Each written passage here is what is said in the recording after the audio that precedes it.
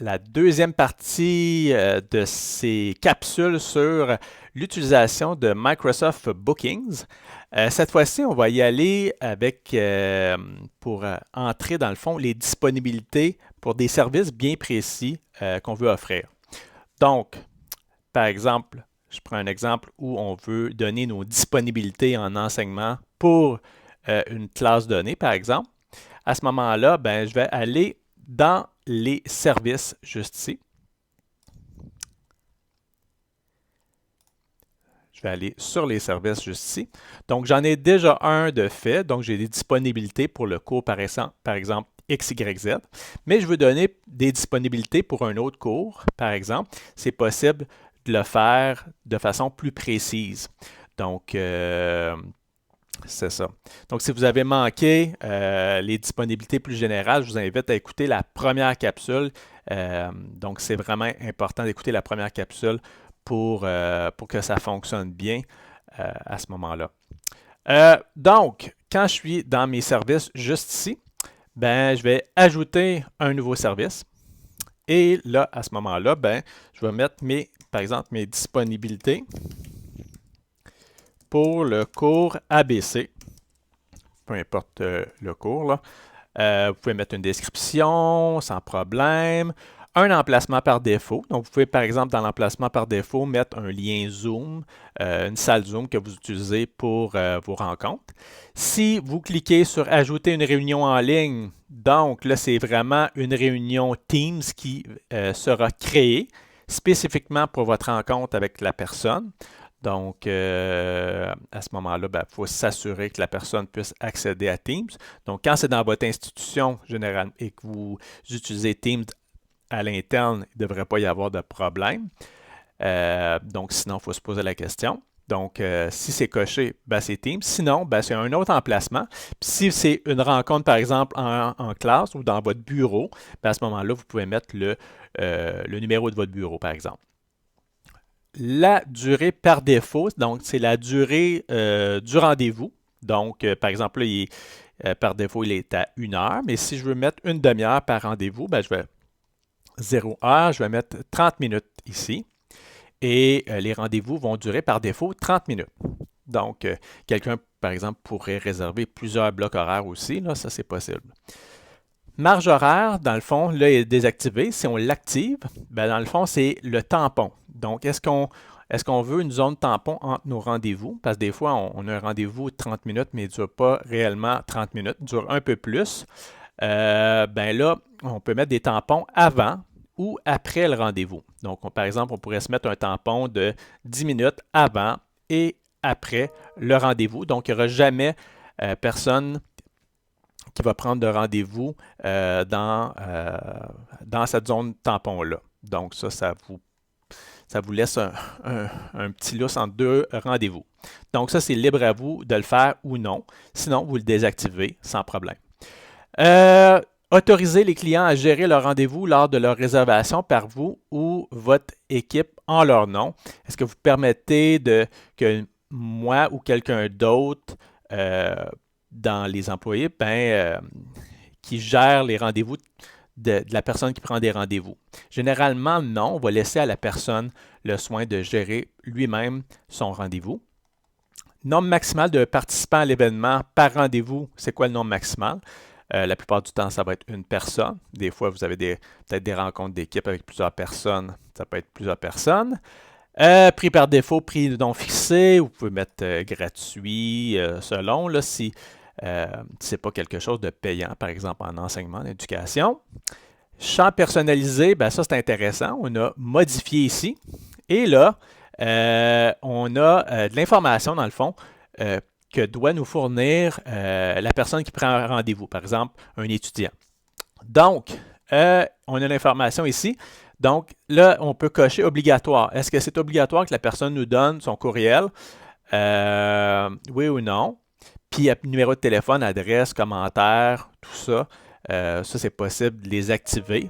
Donc, généralement, en éducation, c'est peut-être le courriel et c'est tout. Et on a un champ personnalisé. On peut, dans le fond, demander des questions, ajouter une question aux gens qui prennent un rendez-vous. Donc, en faisant ajouter une question, on peut ajouter une question et donc, quel est l'élément donc quel est le sujet du rendez-vous. Et là, on peut enregistrer. Et là, là, on a une liste de questions de texte à ce moment-là. Et là, si on veut sélectionner, parce que là, il n'est pas coché obligatoire, on sélectionne la question qu'on veut poser aux gens qui prennent rendez-vous avec nous. Ça nous permet d'avoir de l'information avant même d'avoir un rendez-vous. On clique sur la question qu'on veut poser et là, on clique sur obligatoire. Donc, à ce moment-là, cette question-là va être posée. Si on a plusieurs questions à poser, on peut en rendre obligatoire plus d'une et on peut dans le fond, déterminer l'ordre des questions aussi. Donc, on pourrait poser une première question, une deuxième, tout ça, avant même le rendez-vous. Donc, ça, c'est vraiment pratique. Donc, j'ai mis quel est le sujet du rendez-vous obligatoire. Donc, les gens doivent me le dire. Donc, je clique sur OK. Ça, c'est bon. Et rappel et confirmation, ça, c'est important aussi. Donc, à quel intervalle, de quelle façon il va y avoir un rappel du rendez-vous. Donc, un jour avant le rendez-vous ou 1 heure avant le rendez-vous, 2 heures. Donc, c'est à vous de le déterminer. Et le rappel, est-ce que c'est à la personne qui prend le rendez-vous, donc le client, à l'employé, donc vous, ou bien tous les participants. Donc, si vous mettez tous les participants, ben, vous allez recevoir un rappel et la personne qui prend le rendez-vous aussi. Donc, c'est possible de mettre dans le rappel un message. Par exemple, dans votre message, vous pouvez dire, ben, vous avez rendez-vous avec moi, n'oubliez pas d'accéder à tel lien, un lien Zoom par exemple, pour le rendez-vous, pour rappeler dans le fond le lien du rendez-vous par exemple. Donc, puis vous enregistrez ça par la suite. Donc, c'est possible de faire ça. Par la suite, c'est possible aussi d'activer les notifications par texto pour la personne qui prend des rendez-vous. Donc, si c'est cliqué et que la personne a donné son numéro de téléphone, ben à ce moment-là, un texto va être envoyé pour le rendez-vous. Vous pouvez toujours envoyer des informations complémentaires aux gens qui ont pris rendez-vous aussi. Donc, l'option de publication, ben, c'est coché. Ben, ce service-là va être offert dans votre page de réservation ici. Dans le fond, la page de réservation, c'est avec le lien, ça va permettre d'offrir différents services. Donc, ça, c'est surtout utile en entreprise. Donc, si, par exemple, il y a plusieurs types de services qui sont offerts, ben, on peut réserver le service qu'on veut. Du côté de l'éducation, c'est un peu moins nécessaire, mais si on veut qu'il se retrouve dans la page de réservation, on peut le cocher. Sinon, on le décoche. Donc, c'est optionnel. Donc, je vais le cocher dans ce cas-ci. Et là, justement, ben, c'est peut-être préférable de laisser cocher. À ce moment-là, on va avoir l'option de planification en ligne. Donc, par défaut, on a notre stratégie de planification qu'on avait déterminée dans notre page de réservation. À toutes les 15 minutes, on a notre horaire est aux 15 minutes pour le début des rendez-vous. Et je vais décocher la planification par défaut. À ce moment-là, je vais pouvoir paramétrer moi-même les éléments de mon rendez-vous. Donc, je pourrais, les intervalles entre les rendez-vous, entre le début des rendez-vous, ben, je pourrais le mettre aux 30 minutes au lieu de le mettre aux 15 minutes. Donc, c'est ça. Des notifications par courriel, est-ce que j'envoie avertir l'entreprise par courriel lors de la création ou de la modification d'une réservation? Donc, si la personne qui prend rendez-vous fait des modifications à la réservation, est-ce que j'ai une notification de ça? Ben, ça serait intéressant de le savoir. Envoyer une invitation à une réunion au client en plus du courriel de confirmation, dans le fond, de doubler l'invitation, on peut ne pas le cocher. Autoriser les clients à sélectionner une personne spécifique pour la réservation. C'est dans le cas où il y a plusieurs personnes, plusieurs employés pour un même service. À ce moment-là, la personne qui prend le rendez-vous pourrait sélectionner la personne qui donne le service, mais en éducation, ça va être rarement utilisé, par exemple. Et là, les disponibilités pour ce service-là. Donc, le service, c'est pour mes disponibilités pour le cours ABC, tout ça. Et là, je peux donner des disponibilités générales par rapport à mon horaire de base. Possibilité de réservation lorsque le personnel est disponible, donc quand moi je suis disponible, parce que dans la capsule précédente, on a paramétré les disponibilités générales, nos disponibilités générales au travail. Donc, ça peut prendre en considération cette information-là, donc les horaires disponibles sur mon Outlook, par exemple. Pas de réservation possible, c'est une option, mais c'est pas nécessairement ce qu'on veut. Ou des heures personnalisées. Donc, ça va être probablement ce que vous allez sélectionner, surtout en éducation. Heures personnalisées toutes les semaines, par exemple. À toutes les semaines, mes heures de disponibilité sont bien précises. Par exemple, le lundi, c'est de 9h à 11h. Le mardi, je n'ai pas de disponibilité. Le mercredi, ça c'est plus, par exemple, en après-midi, de 13h à 4h.